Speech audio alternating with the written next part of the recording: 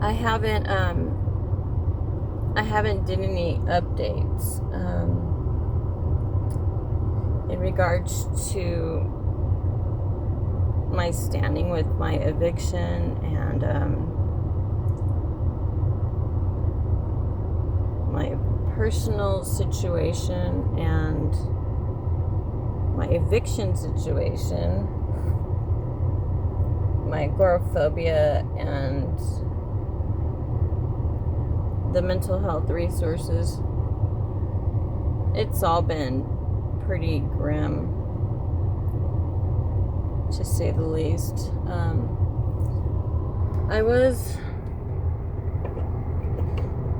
I've been going through it, and welcome to my channel. Today's Thursday. Oh my God. It's probably the 9th or 10th. Monday was July 7th, and that was my last day to respond to my eviction summons complaint. By not responding, I would get an automatic default judgment.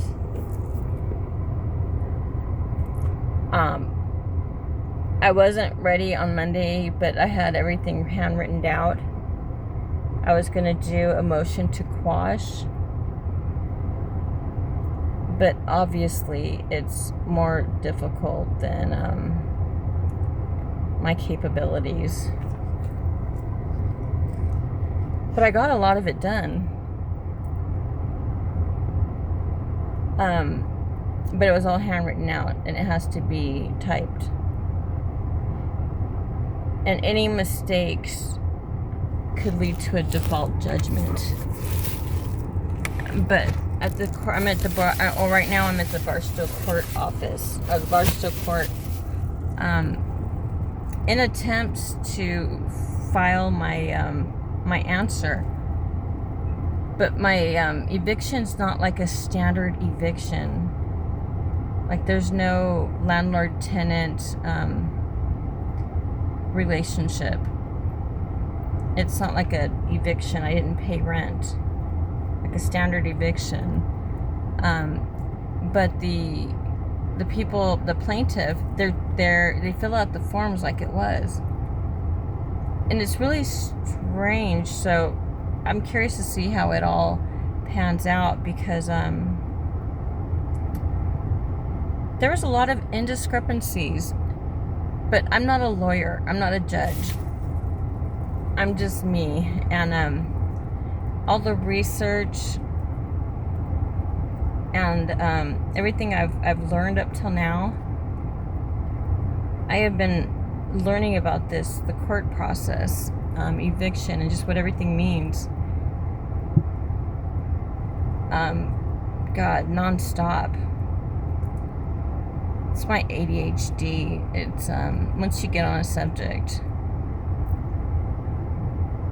you just dive into it, and it becomes like it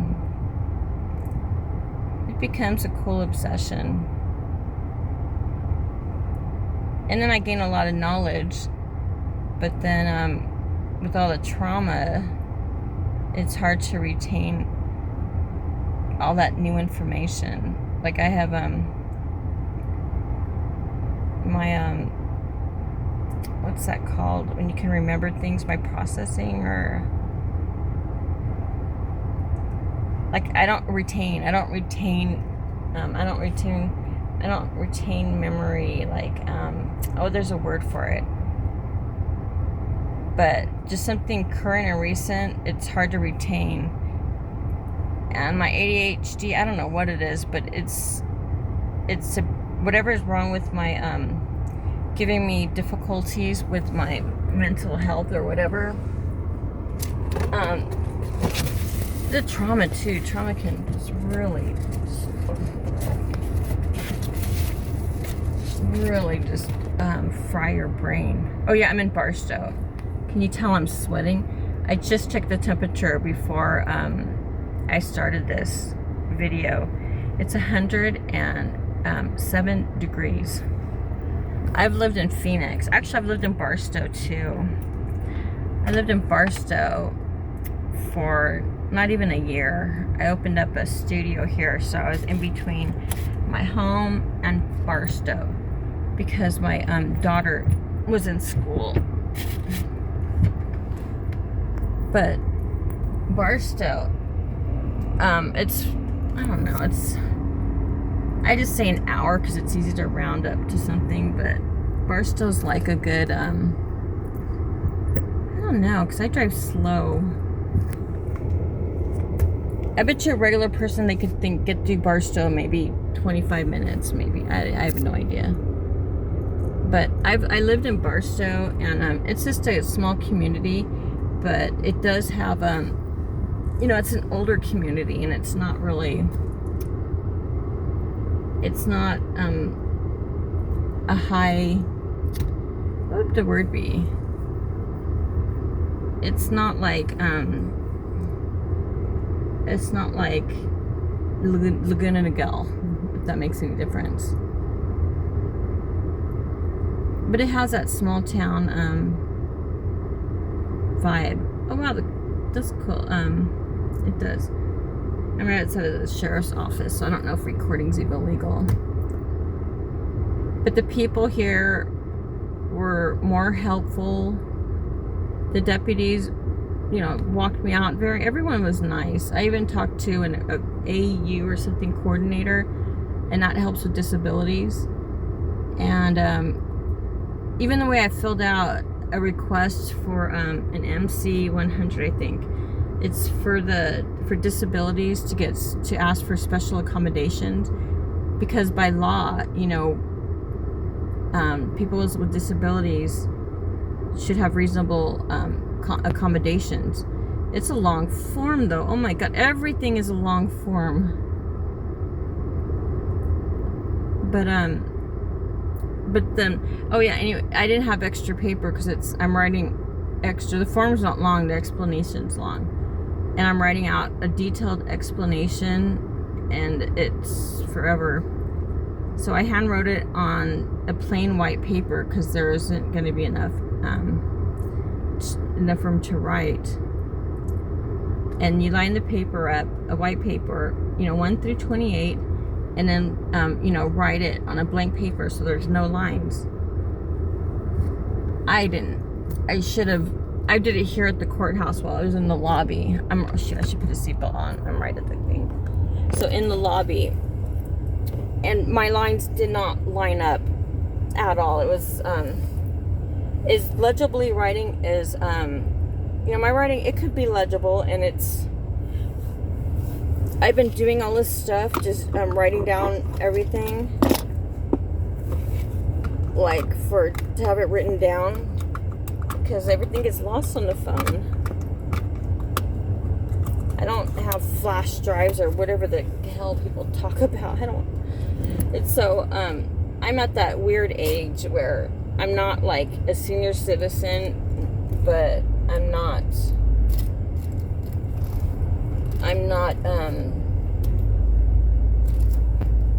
young. So the computers, navigating computers, websites, even emails, oh my god, it's so daunting. Getting passwords, oh my god, I don't even touch the passwords, and then when I type them in, not even ever changing them, it says it's the wrong password. I've had the same password for my Yahoo email, for 20 years, if not longer. I guess, no, it could have been longer, because it has my married name in it. Oh my gosh, I'm on my way right now. I haven't eaten in,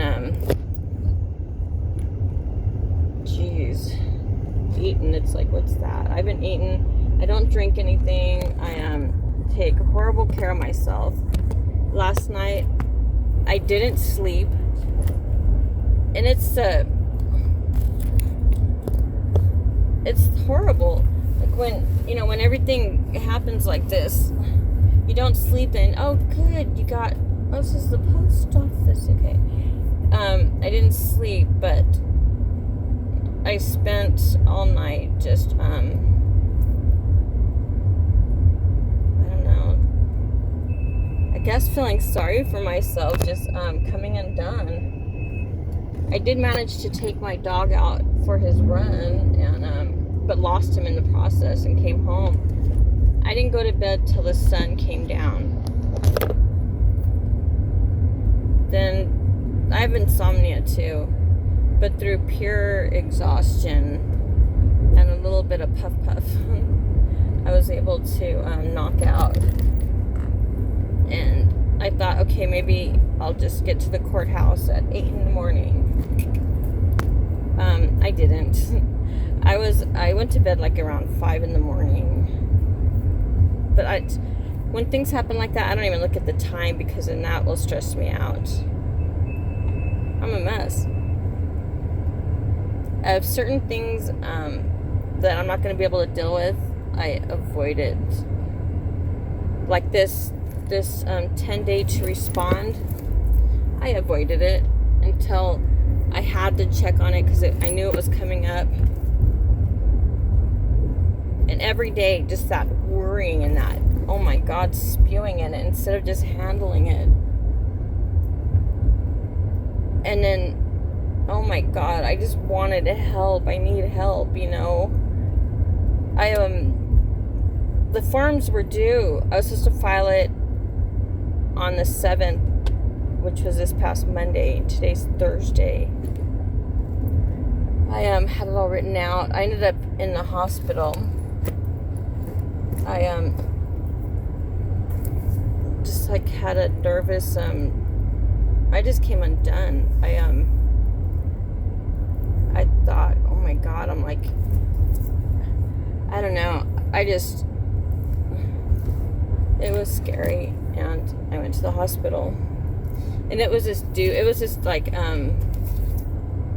something to do with anxiety. No, something to do with, I forgot what they put, but it's complications, I guess, due to my agoraphobia. Agoraphobia is like, it's so misleading. It says that an inability to, I'm so sad being here. Just an inability to leave your home. My agoraphobia is severe because I can't even stay in my home.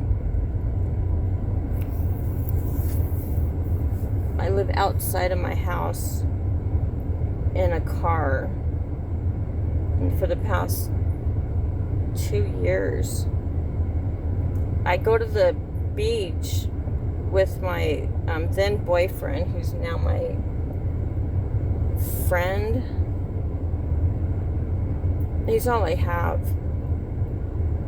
It's really weird. It's like he's my only friend because he's my only friend. I'm like loyal to my own detriment, I think. Because all I want is just, I don't like to be alone. I don't. I'm made for marriage and having a partner in life that's with you through trials like what I'm facing. It doesn't leave you alone. It doesn't back out of responsibilities. Like, I had an ugly marriage, for sure. It was major abuse for 22 years. It was coercive control. It was, I married a murderer, a convicted murderer. I mean, he not only murdered a guy, he stole the guy's car after beating him up.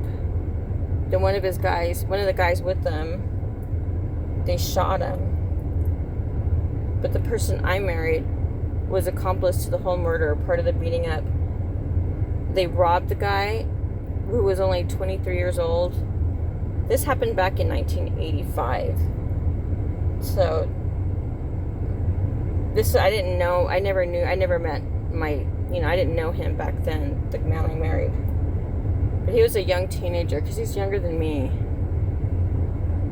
I don't know, I read it all in the paper, because the whole time I was married to him and I knew him, oh my God, I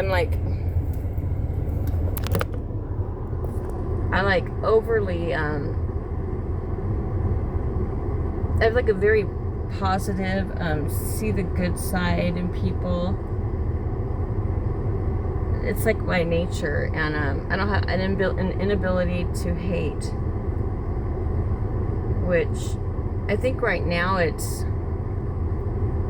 keeping me out of that victim mentality, like why me, because it's nothing personal. It really isn't. I think everything in life, it's nothing personal. Like my ex-boyfriend is my ex-boyfriend. Nothing personal. It's just, he just lacks a lot of things that are important to me. And that, oh my God, that's so horrible. Because I have so much love in me, and that keeps that love dormant. And I never knew this, but when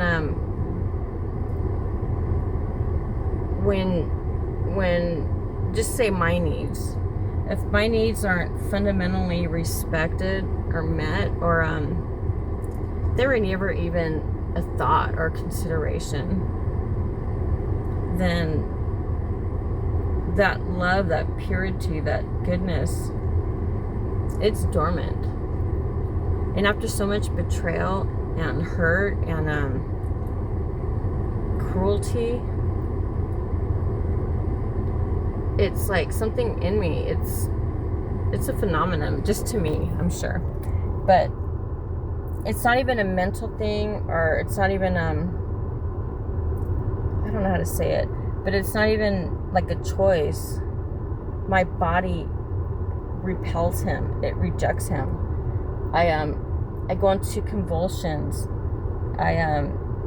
It's like my PTSD. I'm very jumpy. After, I've had years of abuse, married to a murderer. I'm just kidding. I'm not kidding. I don't know why I do that. I do know why I do that. It's displaced emotions, like most people, I didn't just end up here waking up one day and, oh, I married a murderer. No, I've been conditioned since birth. And it just repeats in this life. I don't look for chaos, but my life is chaotic.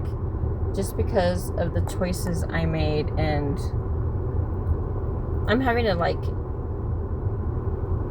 reparent myself.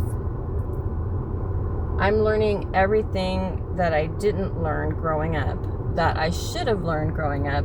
And a lot of it's basic stuff that everybody just somehow knows. It's just something you go through. Your parents teach you, or you just have parents. People have parents that guide you and teach you and nurture you. I didn't have any of that. I had an alcoholic, dismissive, angry, not nurturing mother who my mom's Indian. She's full-blood Indian, and she was in the boarding schools, and that's what affected her. She had no love growing up. I come from 8 generations of the Indian boarding schools. If you don't know what that is, oh man, learn about it, look it up. It's my brain's too fried to even pull up information about it. I can't. But just the U.S. government, they fuck the Indians over in more of an insidious way than just taking their land. And I'm a product of it to this day. Anybody with Indian blood,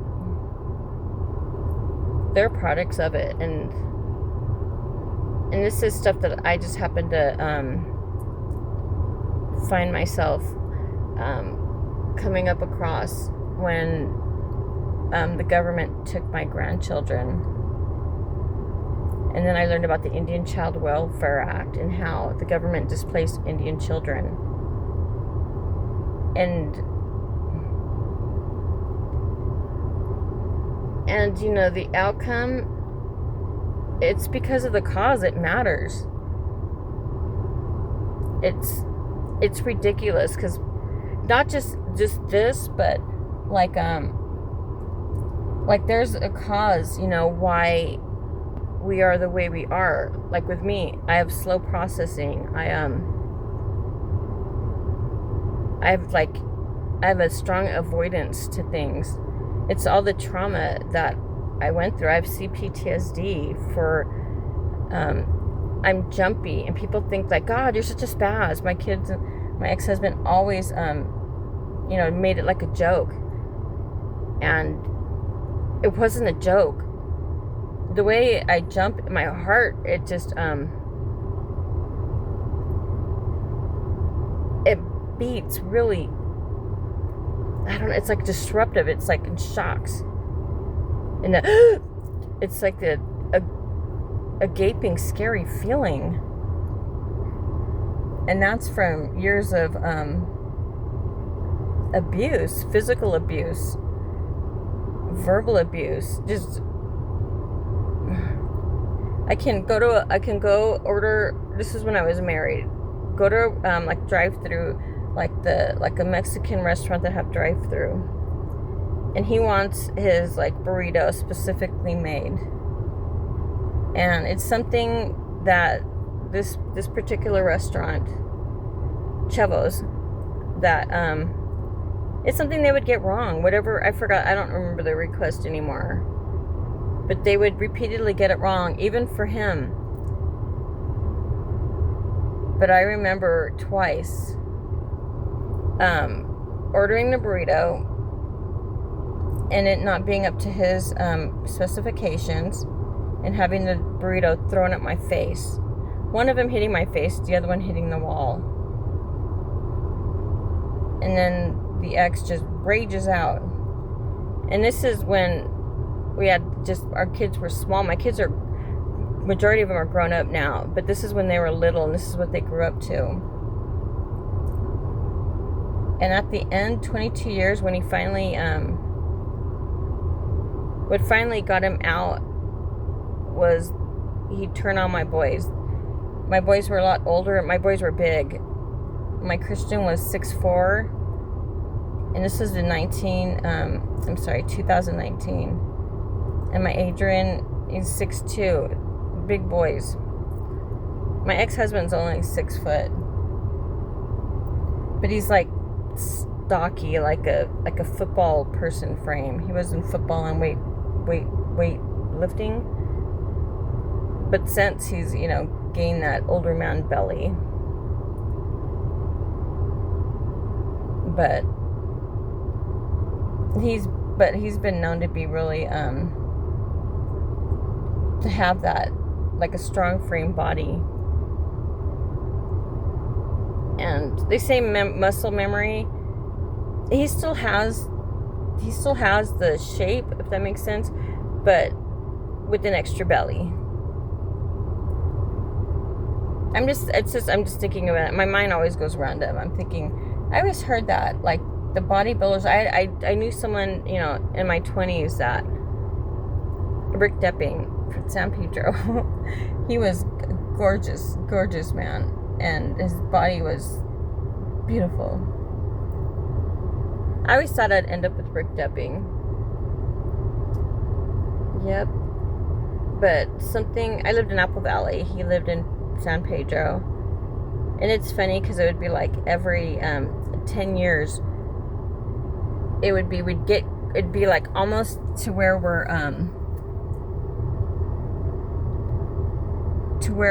finally connecting. Like, We only went out, like, oh my God, maybe twice. But there was like a strong attraction, and he drove a ninja bike.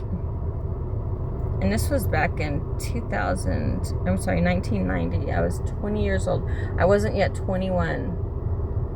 Oh, Rick Deppin, he's a happy thought.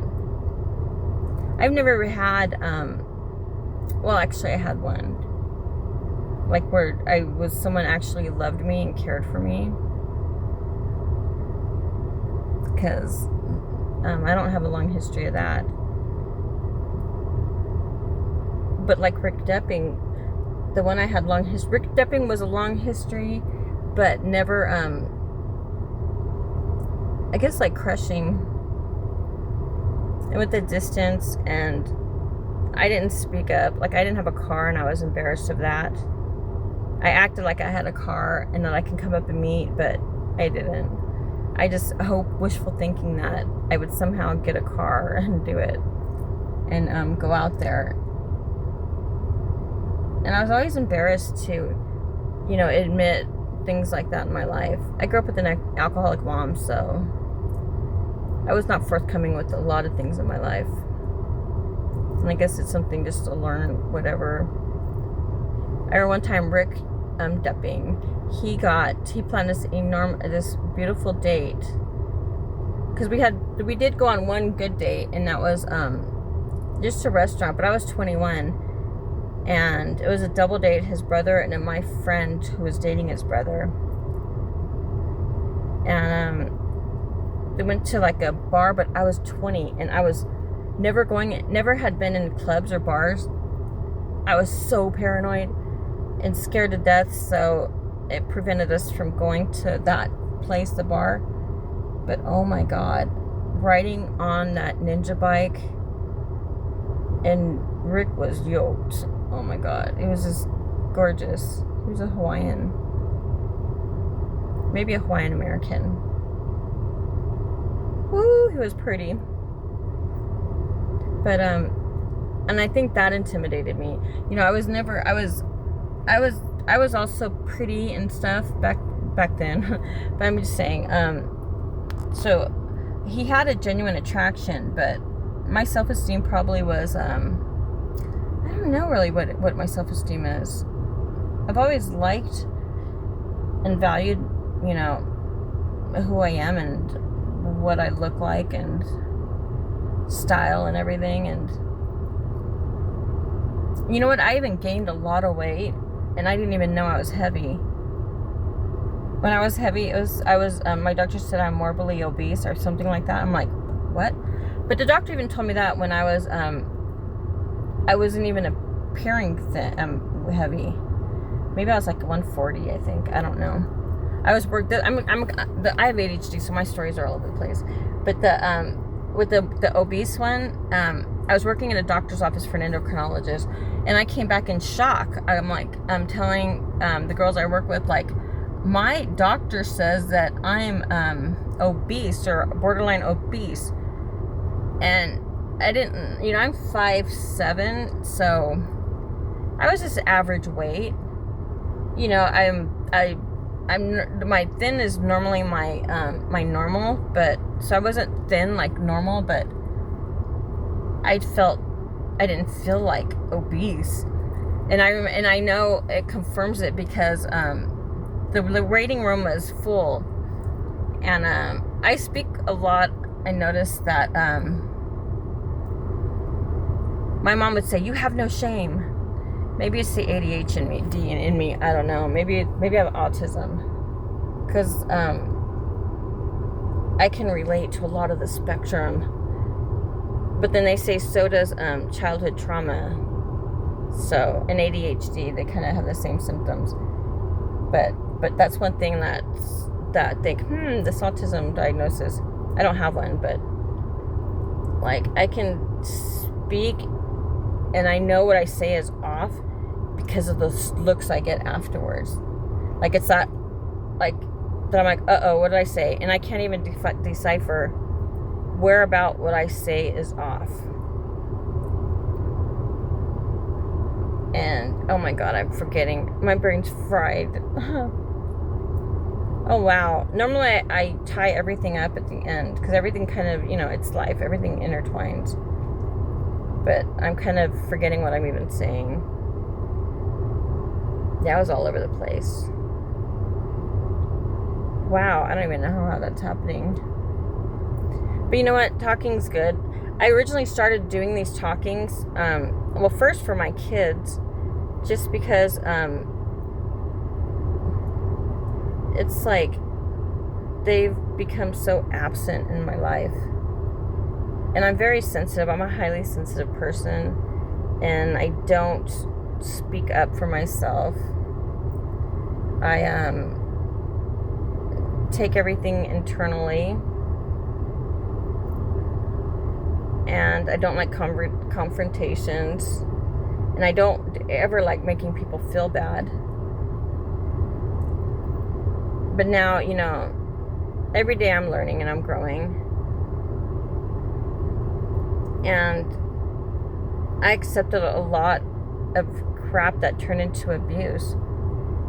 And finally, people treat you how you allow them to.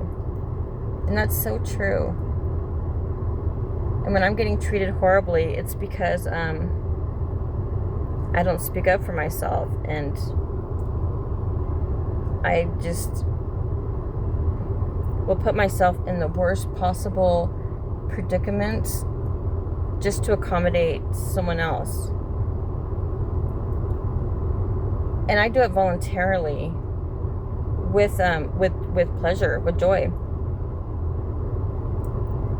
But everything happens for a reason, and all the perceived neglect with my now ex-boyfriend, it kind of forced that out of me, that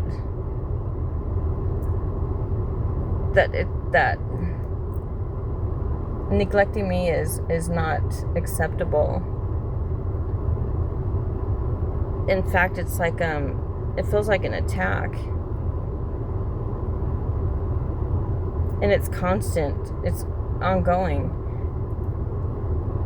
to where he's my only friend.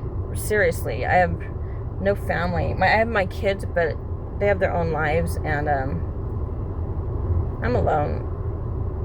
I mean, I'm going through eviction. I was in a hospital. That's the only reason why I got a text, "Are you all right?" On Mother's Day, maybe I get a text. My birthday, Christmas,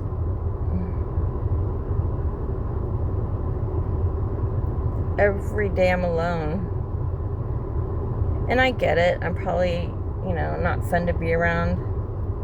And I purposely don't, when I'm going through a crisis or my mental health is like really depleted, I don't like to include anybody. I mean, I'm no good to anybody, and I could feel my energies down.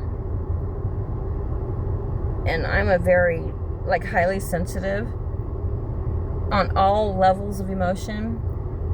So when I'm feeling something, I'm really deeply feeling it. So, it could be a good thing. I'm the one, I get overjoyed, and I find amazement and wonder in the most, to me, I would say the most specialist of things. But what's not the norm. I love rocks. I love talking to the birds. I love wires and all the possibilities, everything you can make with the wire. Or I have a Tinkerbell mind, I believe. Guys will call it a MacGyver. I'm a MacGyver.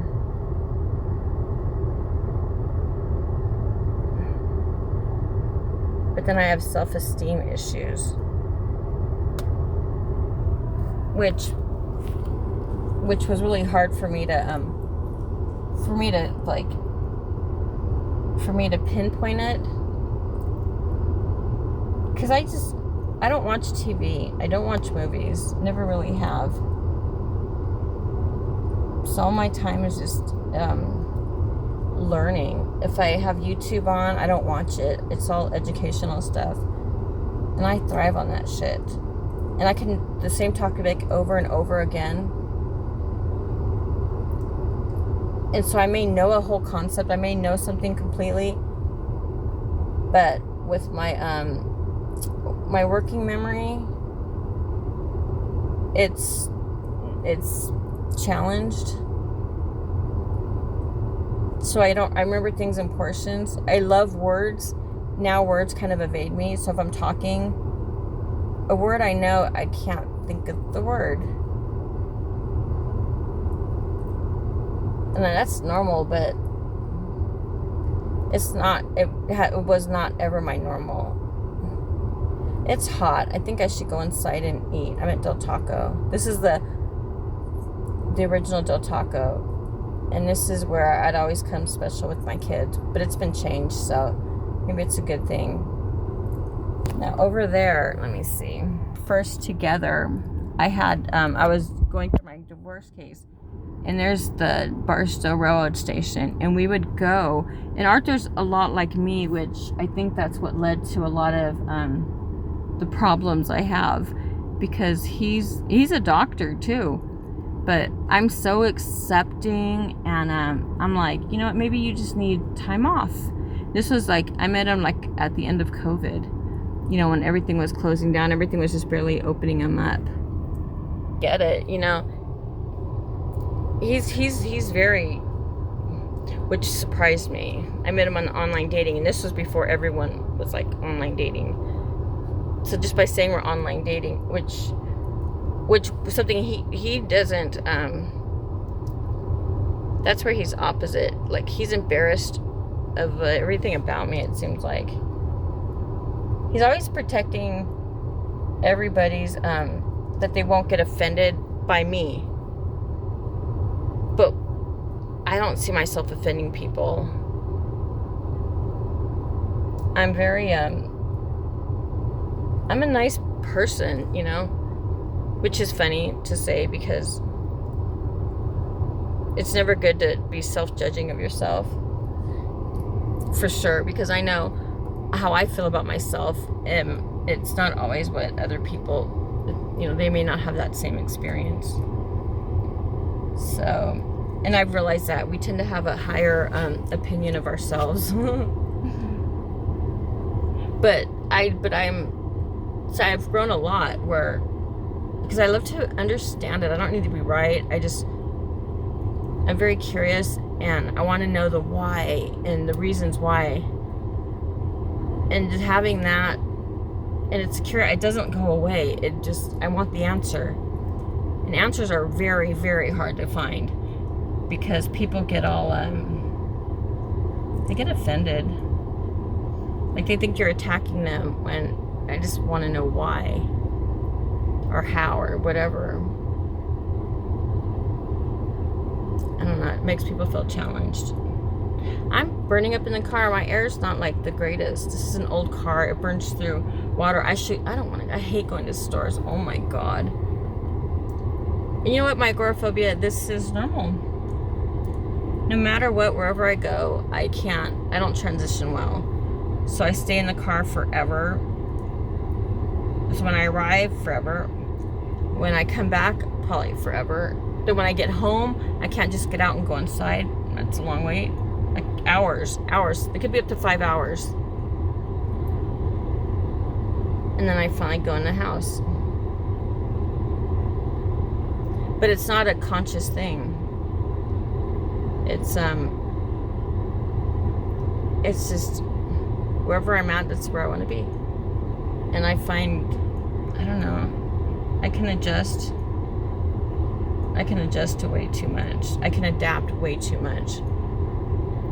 And with my ex-boyfriend, I adapted to way too much. So my quality of life plummeted. Look, I am getting evicted from a house I've owned since 2005 that I paid off. And I I'm getting evicted. And my ex-boyfriend lived with me for the majority of the time. Up until recently. Even when we were broken up, he was still there. And didn't contribute to the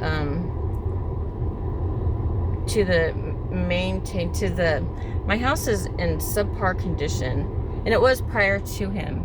The years of abuse, my house was a war zone. It's like a nuclear bomb. I even was in a hoarding spell, which I probably still am. I collect things, but nothing to what I was before. I didn't even know. My house was a mess. And I don't know, I didn't see any of it. But like, my ex has a big fear of bugs. And I have like a roach infestation and a mouse infestation. And I've had it since the day I met him up until today. Where he has such a fear, he has a fear, it's way beyond. He can't even kill a roach. Then he thinks because I can kill him that I like roaches, and that, well, I'm not like you know, that you can live like this, and no one can live like that. It's so condescending. It's just, that's my circumstances. I would spray every night with like bleach or just out, like ammonia, because I have no money. And he never gave me money, especially at the beginning, ever. Never. It's weird how when you give your all, you get nothing, and then when you've had it, they flip and they start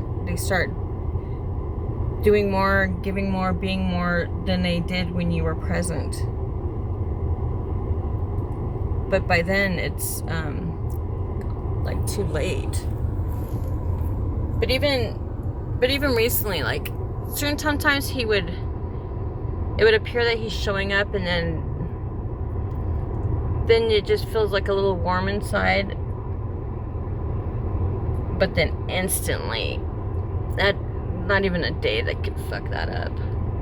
Like when I went to the hospital, he wasn't nice, but he's going through his own legal problems, or pending legal problems that his parents roped him into. He's not actively the one at fault, but he's compliance, and so that's whatever. But that was the day my default judgment, or I had to respond, was on Monday when I went to the hospital. Then I had a panic attack because it was overwhelming. Then I had a friend, like a newly friend, who I thought was perfect because she actually heard him listen to me, where my ex never did.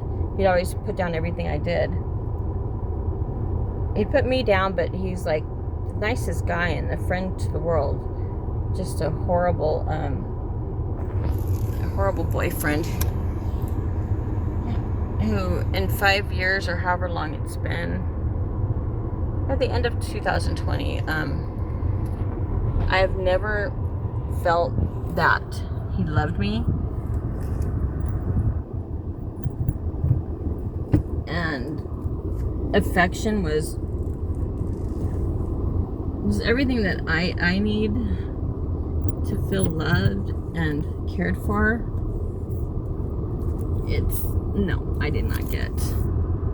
And in fact, it made me feel like ugly and unattractive. And it's like, I can get, oops, the parking's weird. I can get, like,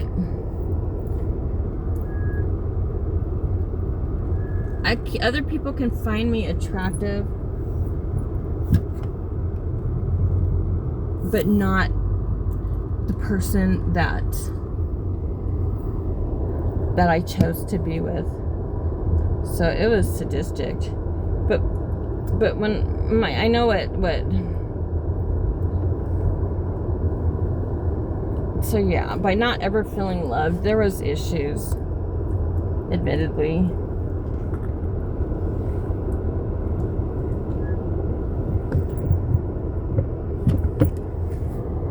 And that happened when my son passed away. And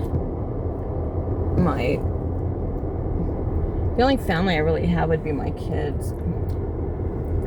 My son passed away. My parents, I lost all ties with my parents. And that was for something my dad did to me when I was a kid. He molested me for years. And the trauma of my son dying, it brought back a lot of memories. Disgusting memories. And I guess that was my mind's way of helping me deal with the loss of my son. It was sudden. My son was only 23. So instead of dealing with that trauma or tragedy, my brain went to another one. At the worst time. My dad was my best friend. And having my mom defend my dad, they've been divorced since 1982. I was her baby, the youngest of 5. She told me to get over it. That happened a long time ago. Just let it go.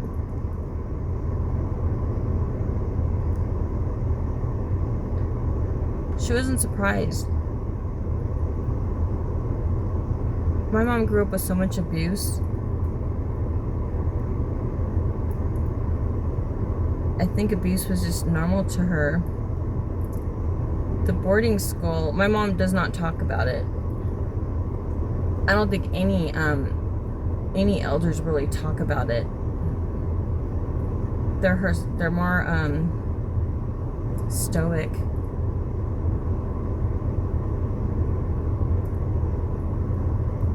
What the U.S. government did to the Indian children and to the parents. They took all the children, put them in boarding schools in other states, so there was no communication. This goes back in my family, at least, Jesus, think about at least 6 generations. And this is just according to my cousin who, that's my age. The elders, they don't talk about it. I remember once, my mom, within the past 10 years, my mom were driving and she goes, oh, there's your grandpa. And I'm like, I have a grandpa? What? She goes, yeah, I guess, the Apaches back then,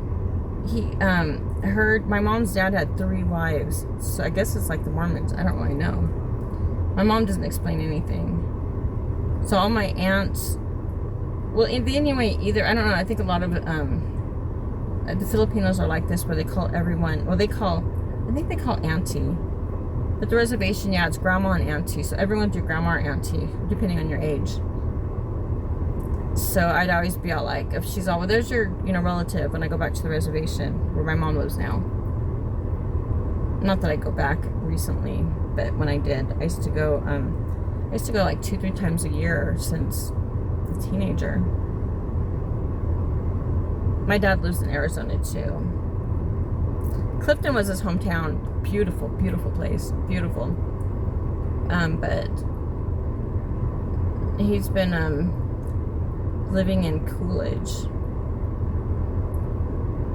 You know what's weird? My dad's on the Megan's Law, and I had knowledge of this, but I guess like my murdering husband's past, I never wanted to see the bad in people, I guess. I don't know what, I really have no idea what it was, but knowing this, I don't know if it was violating them. I just, I had no interest in negativity, which,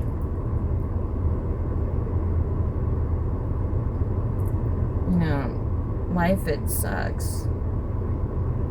It's sometimes, the things you don't know will fuck you. That's my life story. But like now, I'm still the same. I don't watch news. I don't know anything that's going on. So if there's a war, I don't know it. Because I'm very empathic and highly sensitive. So if I watch stuff in distress, it stays with me. And like if someone I love, like my kids, if they're arguing with this boyfriend or girlfriend and they're heartbroken, oh my God, I feel it doubly than they feel it. And when they're fine, which always they're fine faster than me, I'm still broken up over it. I remember for 2 weeks I couldn't sleep because my son and his girlfriend broke up. And every time I closed my eyes, I just had images of her committing suicide. And I was so traumatized by that. So that probably makes me a little distant. I really don't know. Avoidant? I don't know. I get overwhelmed. So this court case is really fucking me up. And the fact that it's not surprising. God, for the longest I had no expectations but on my ex-boyfriend. But he comes around every weekend. But he's not doing anything different than what he always did. Whenever I needed him most. Because my life has been in crisis mode forever. It's ridiculous. One thing after another. And it's not like I'm initiating it, which he kind of insinuates, But even though my life is in crisis mode, everything we did was always usually around him.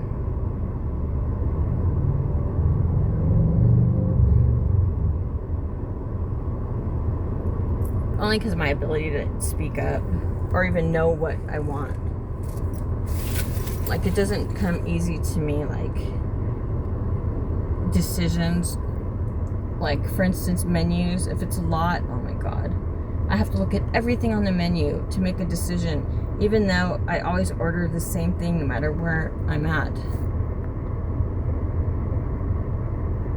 And now to make it easier and less choices and less, I guess, stressful, I just eat the same thing every day. Like I'm at Del Taco, I'll look at the whole menu and I'll still get the bean and cheese burrito, green, and a Del Taco. And stuff will look good, and I'll actually, I do attempt something new that looks good. It's never, I don't like it. And I want what I regularly get, but I didn't get it. So then it confirms that it's bad to try new things. Once in a while, I get surprised. And I don't eat meat, and that really proves difficult because everybody always has to eat with meat.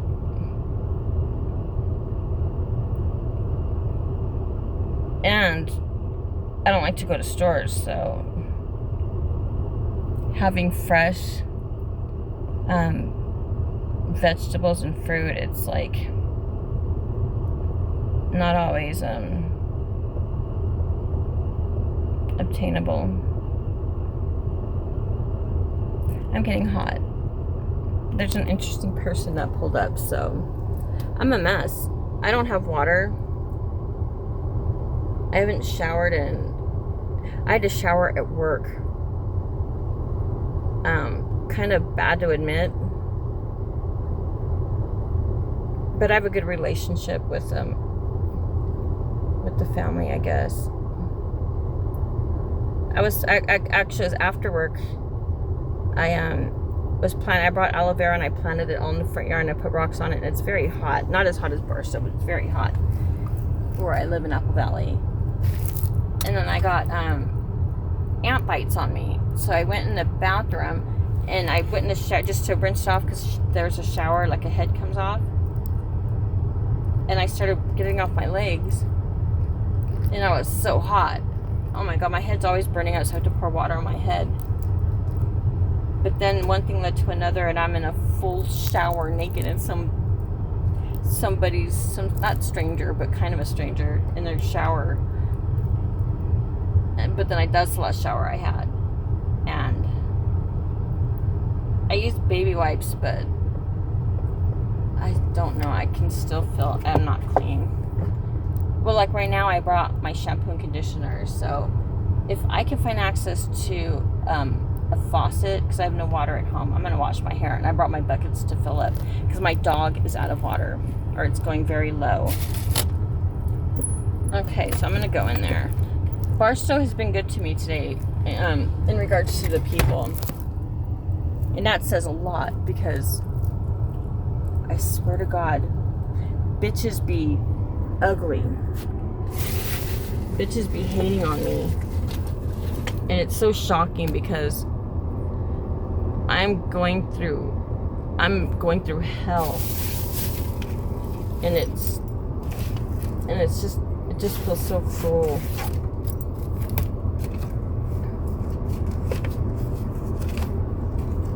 And even where I'm trying to get help, and I'm like really open about all my all that I'm going through, I have not, there's been no empathy. And then my fear of being alone, it's so overwhelming.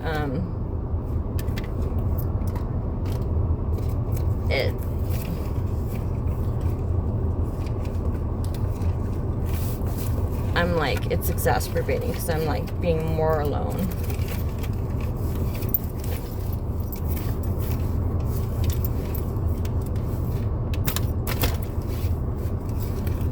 Oh my God, I'm just looking for my charger and a black pen, so maybe I could use some of this in there. Or not. It's just so freaking hot. My car overheats, so I know I'm gonna have to be I gotta get the antifreeze, and I hate stores.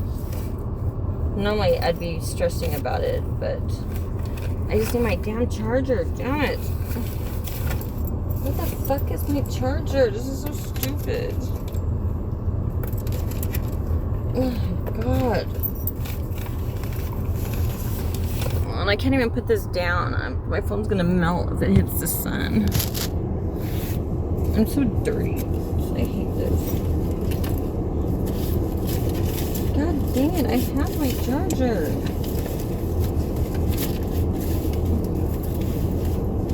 Maybe my purse. I'm gonna bring my water bottle in there, and hopefully, this place, the bathroom used to be outside. Just gonna bring that in to fill it. It's gotta be in here. Oh my God, it's not in here. This is ridiculous. Things should not be this fucking hard. Oh, I need to get my money too. Oh my God. No, now that I'm ready to go, it's like I'm not gonna get stressed out. I just need my money and I need a charger. Oh my God, why is everything so damn hard? I hate this.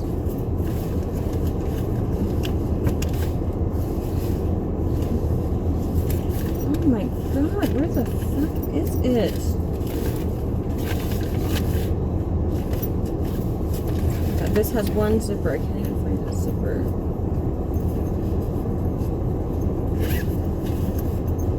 Oh, there's the charger, yes. The cord, yes.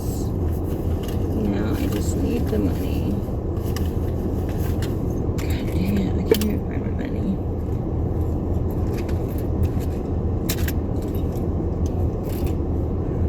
Dang, I would have thought I would have got my money a long time ago. Oh, one cool thing, Barstow did not charge me.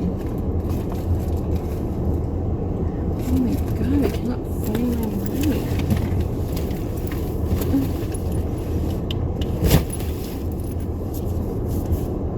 Oh my God, it's so hot. And my possible new friend just left.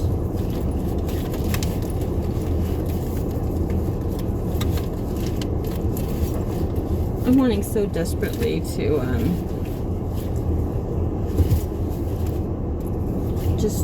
God, just to meet a nice person who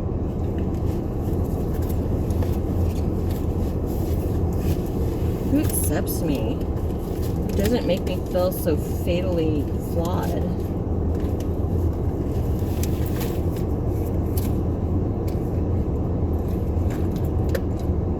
On paper, I look like shit.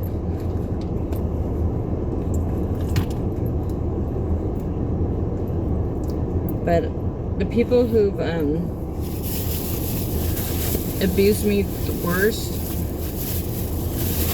are the ones who continue to make my life miserable, like my dad.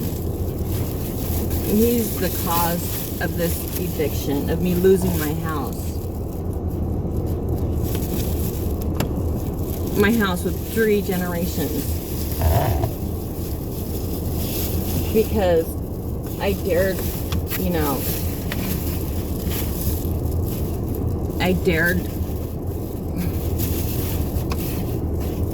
had a negative opinion of being molested by that predator. My dad's on the Megan's Law.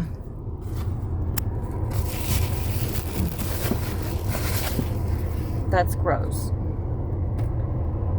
And now this man is making me pay, forcing my silence. Same thing with my brother. He injured me when I was young too. And he was the first to turn on me. You think they would not fuck with you and just know what they did. And I know people it's hard to admit when you fuck someone over.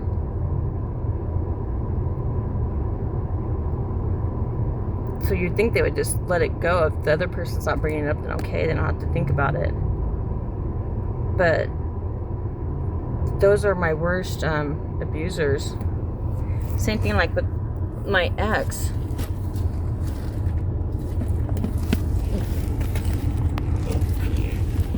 It's I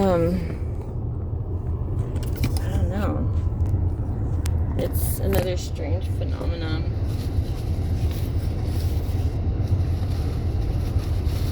But like I said, I am growing and learning, and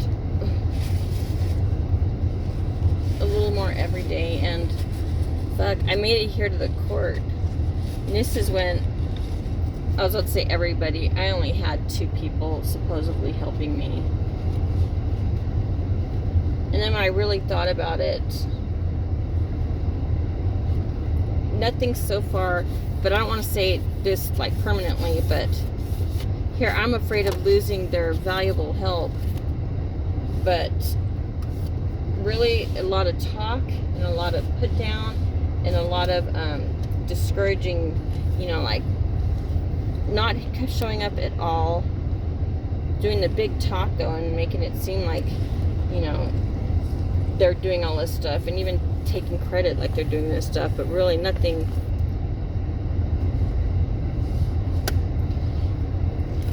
Other than the lady friend just giving me that oomph to have the strength to even deal with this, because I'm always in denial, I guess.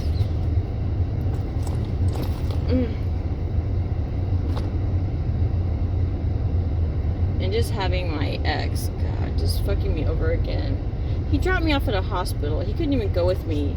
And I'm having a major anxiety attack, like a emotional meltdown on top of it.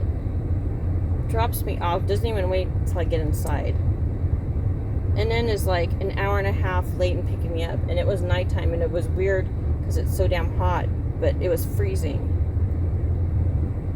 and just being cold and having the same security guards, asking if I'm okay. And I found a trash bag that I'd covering me because I was dressed in summer attire. And that asshole, an hour and a half, he was at my house, which is 5 miles away or 5 minutes away. And it's just the one event. It's but my one events are always amplified, because it may be the one event, but it's compiled with many events. So it exacerbates the problem, because he never listens to it, and it keeps getting repeated. That was the main thing. That's a good telltale for me. If someone cannot handle conflict and silences my experiences, which, yeah, definitely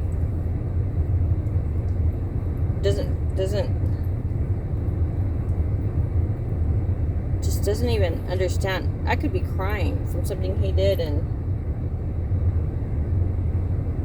he never changed, never cared, never listened, never wanted to hear, and was a repeat offender. I'm going to see if I can do this in Del Taco. Who knows if it's an empty place, but if there's people in there now.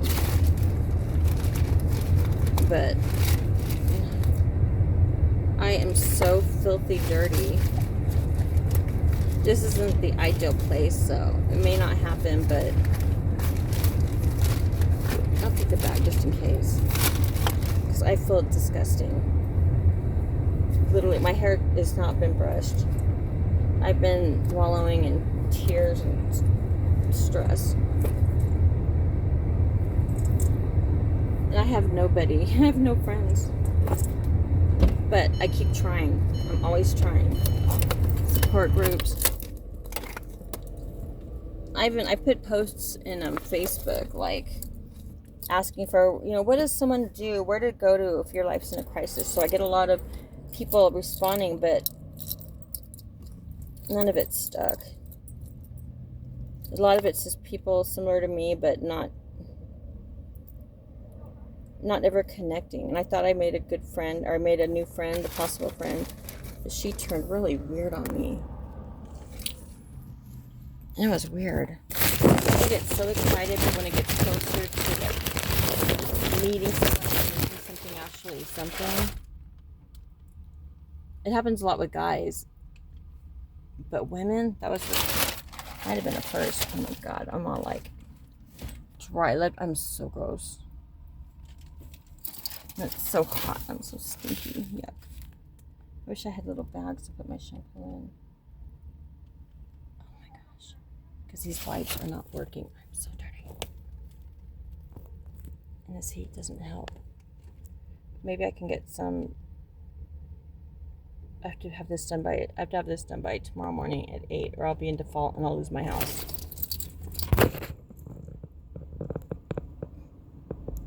And I'm alone.